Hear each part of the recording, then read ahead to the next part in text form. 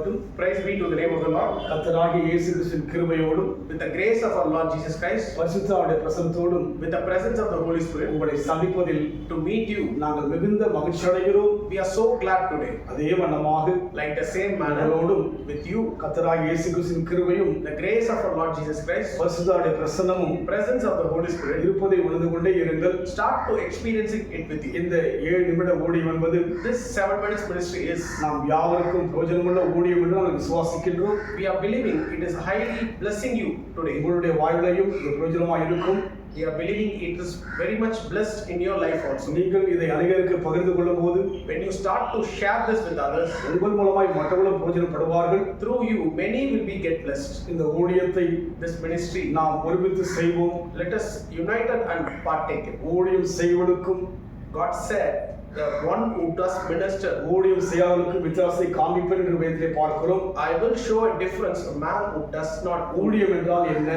What is ministry? தேவனுடைய செய்தியை சொல்வதுதான் ஊழியம். The sharing of God's message is ministry. தேவனுடைய செய்தி மாத்திரமல்ல, அந்த செய்தியை மற்றவர்களுக்கு பகிர்ந்து கொள்வதும் ஒரு ஊழியம் தான். Not only listening to God's message, sharing is also God's ministry. அதனால் நாங்கள் மாத்திரம் ஊழியம் செய்யவில்லை. So not only we are doing ministry, நீங்கள் பார்க்கிற நீங்களும் ஊழியம் செய்கிறீர்கள்.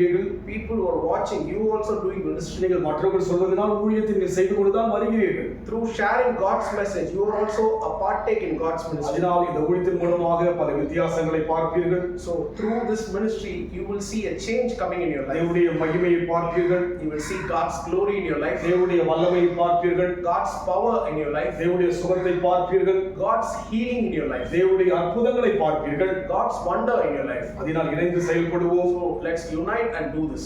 தேவன் நம்மை ஆசீர்வதிக்க விரும்புகிறார். God wants to bless us today. நேற்று நாம் பார்த்த வண்ணமாக As we look on yesterday, இந்த சங்கீதம் தாவீதின் சங்கீதம் என்று பார்த்தோம். this psalm is a psalm of David. இந்த சங்கீதத்துடைய தலைப்பில் பார்க்கின்ற பொழுது When you look at the title of this psalm, தாவீது பாவத்திற்கு உட்பட்ட பின்பு நாத்தான் தீர்க்கதரிசி அவனிடத்திலே வந்து அவன் பாவத்தை உணர்த்தின போது பாடின பாடல் என்று பார்க்கிறோம். it is saying, to the chief music maker, a psalm of David, when Nathan the prophet came to him after he had gone in Bathsheba.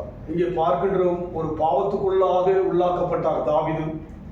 David went into a sin. அதை உணர்த்தும்படியாக தீர்க்கதரிசி நாத்தான் வந்ததை பார்க்கிறோம். To instruct him, to aware him, prophet Nathan came to him. 2 கட்டளைகளை மீறினவர் தான் இந்த தாவீது. He has broken 2 commandments of the law. ஆனால் இவரை தேவன் சொல்கிறார், But God said to him, என் இதயத்துக்கு ஏற்றவன் என்று சொல்லி, he is close to my heart. நாம் அதை ஏற்றுக்கொள்ள முடியுமா? We can able to accept him that. யார் ஏற்றுக்கொள்ள முடியும்? Who can able to accept that? ஆனால் தேவன் சொன்னபடியினாலே But since God said that, நாம் யாவரும் ஏற்றுக்கொண்டுதான் ஆக வேண்டும். we should accept the truth. அவன் எல்லாவற்றையும் அறிக்கை செய்தார். He confessed everything. சுத்தமாக விரும்புகிறார். He wants to be get cleansed. தேவனோடு நெருங்கி பழக விரும்புகிறார். He wants to get close again with God. அதுதான் அவருடைய சுபாவம். That is his nature. அதுதான் அவருடைய தன்மை.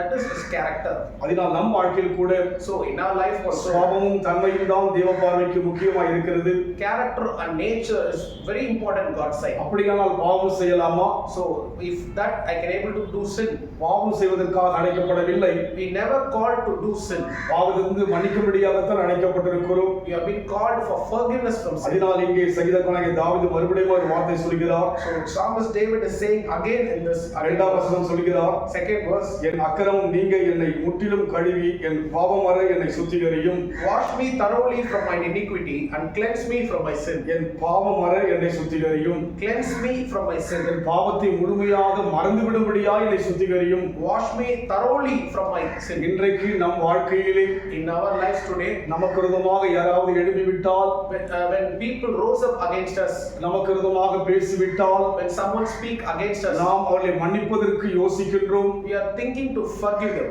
வெறுக்கவே சிந்திக்கின்றோம். We start to have a anger, enmity with them. வெறுத்து தள்ளவே நாம் வாஞ்சிக்கின்றோம். We start to have some kind of enmity. தேவன் அப்பேற்பட்ட தன்மையுள்ளவர் அல்ல.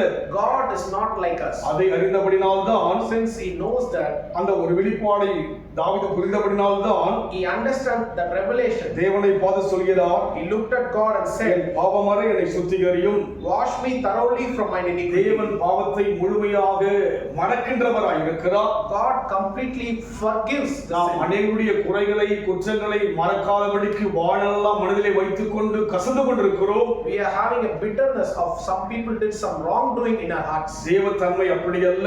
But God's nature is not like that. மறக்கின்றவராய் இருக்கிறார். He forgets our sins. இயேசுவின் ரத்தம் சகல பாவத்தை நீக்கி நம்மை சுத்திகரிப்பதாக சொல்லப்படுகிறது. As it is said, the blood of Jesus washes away all our sins. நம்முடைய பாவங்கள் கிழக்குக்கும் மேற்குக்கும் எவ்வளவு தூரம் அவ்வளவு தூரமாக விலக்கி விடுகிறதாக இருக்கிறது. He moves our sin like east to north. நம்முடைய பாவங்களை தேவன் முதுகுக்கு பின்னால் எரிகிறதாக சொல்லப்படுகிறது. As the Bible says, he throws our sin on the back of us. அதன் அர்த்தம் என்ன? What is the meaning of நம்முடைய that? பாவத்தை முழுமையாக தேவன் மறக்கிறவராய் இருக்கிறார். He completely forgives the sin. ஒரு மனிதன் வாழ்க்கையிலே பாவம் மன்னிக்கப்பட்டால் As a man receives forgiveness, அவன் பாக்கியவான் சொல்லி சங்கீதத்தில் பார்க்கிறோம். as psalmist is saying, he is so blessed. அதனால் நம் பாவங்கள் யாவற்றையும் So our sins are, தேவன் மறந்திருக்கிறார் என்று விசுவாசிப்போம். we believe God forgives and forgets our sins. அதன் மூலமாக தேவனோடு தொடர்ந்து இணைந்து போக நம்ம ஒப்பு கொடுப்போம். Through that we get united to God and walk with Him. அந்த அனுபவத்தில் போக முடியாது. Let's start experience it. தேவ சமூகத்தில் நம்ம ஒப்பு கொடுப்போமா? Look unto God today. அன்பின் ஆண்டவரே, Dear Father, இந்த நல்ல வேலைக்காக நன்றி செலுத்துகிறோம். thank you for this good time. எங்கள் பாவத்தை முழுமையாக சுத்திகரிப்பது மாத்திரமல்ல, You completely washed away our sins. எங்கள் பாவத்தை முழுமையாக மறக்கிறவராய் இருப்பதற்காய் ஸ்தோத்திரம். You completely forget our எங்கள் sins. பாவங்களை முழுமையை மறந்தபடினால்தான் Thank you for forgetting our நாங்கள் sins. உங்களால் மறக்கப்படாதபடிக்கும் பார்வையிலே நாங்கள் விசேஷமாக இருக்கிறோம். That is the reason we are standing very நாங்கள் special. விசேஷமான ஜனங்கள். We are special people. நாங்கள் தேவனால் பாவத்தை மன்னிக்கப்பட்ட ஜனங்கள். We are the people who have been forgiven by God. லீகாபலதுருபியாதியா. நெருங்கி வருவதற்கு அதிகாரம் உண்டு. We come close to you, Lord. துதிப்பதற்கு அதிகாரம் உண்டு. We receive to praise you. எங்கள் ஜெபத்தை கேட்கிற தேவனாய் இருப்பதற்காக நாங்கள் அதிகாரம் பெற்றிருக்கிறோம். We received authority to pray. லோபல சந்தரபா. We thank you, Lord. லீகாபலதுருபியாதியா. நாங்கள் பாக்கியவான்கள் We அப்பா. are blessed people. நாங்கள் பாக்கியவான்கள் அப்பா. We are blessed. தேவனோடு பழகுகிற நாங்கள் பாக்கியவான்கள்.